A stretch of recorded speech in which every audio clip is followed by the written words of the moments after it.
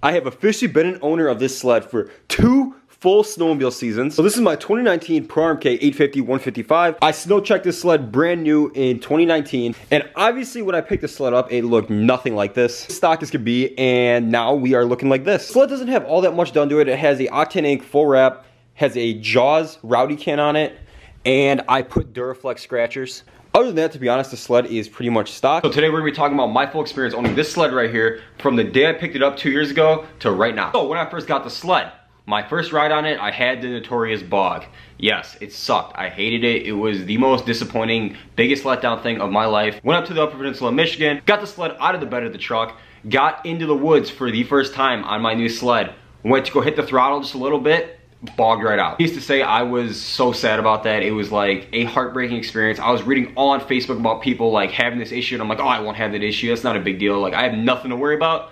Well, sure enough, I had to worry about it. I noticed this within the first 5 to 10 miles of riding the sled, and yeah, let me tell you, that put a bad taste in my mouth already with the 850 motor. So after that trip, it was a fun trip, but it also wasn't so fun because I couldn't really use my sled to the full potential, so it wasn't as fun as it could have been. Anyways, after the trip, I took my sled to the dealership I bought it at, and I told them that I have this bog issue and I wanted to see if they could check it out, see if there's something they could find that I couldn't find. The dealership noticed my clutching was clutched for high elevations, and I live in the Midwest, so obviously I shouldn't have that clutch again here. I was like, alright, so I'm an idiot. I forgot to have my clutch weights changed. No big deal, that should fix the issue. Get the sled back on the snow when I get back from the dealership, and yeah, same issue, same bog, same all that. It made a slight difference, but it wasn't like crazy noticeable. Needless to say, I was disappointed. Yeah, my first season like that, 2019 and spring 2020, it wasn't the greatest experience. It wasn't the greatest season of my life. I really didn't get to enjoy the sled or like use it to its full potential.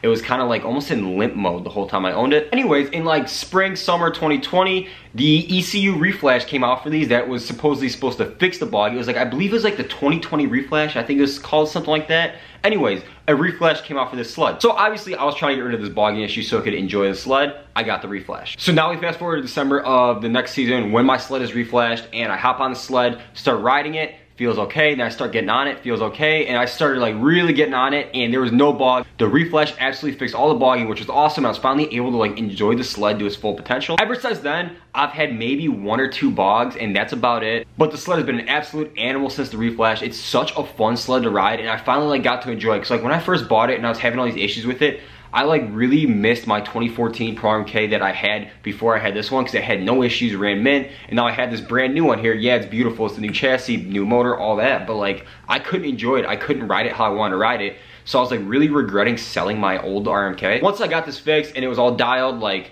that thought of missing my old sled went completely out the window. Since the day I picked it up, obviously I bought it brand new. It had 0 miles on the sled. I have put just over 700 on it, and ever since I got the bog issue fixed, I think I had that fixed around 150 to 200 miles. I have not had a single issue since. A few things I gotta note about the 850 over the 800. Throttle response is quick and smooth. Like, it's absolutely crazy how smooth the throttle response is on these sleds compared to the 800s. The mid-range is absolutely ridiculous. Like, I know when these came out, everyone's like, oh, the mid-range, the mid-range, the mid-range.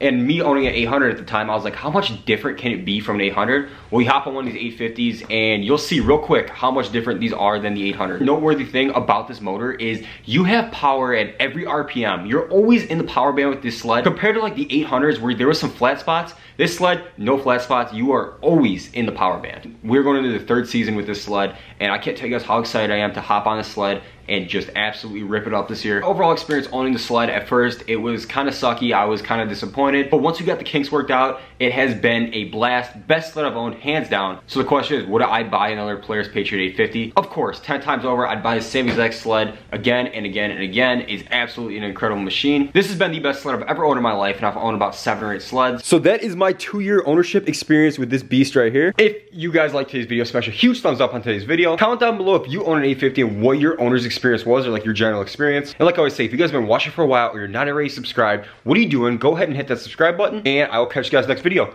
Peace out. Aye, foot on the gas, living too fast, It's not where you been, nah, boy, where you at? Hey. Don't tell me relax.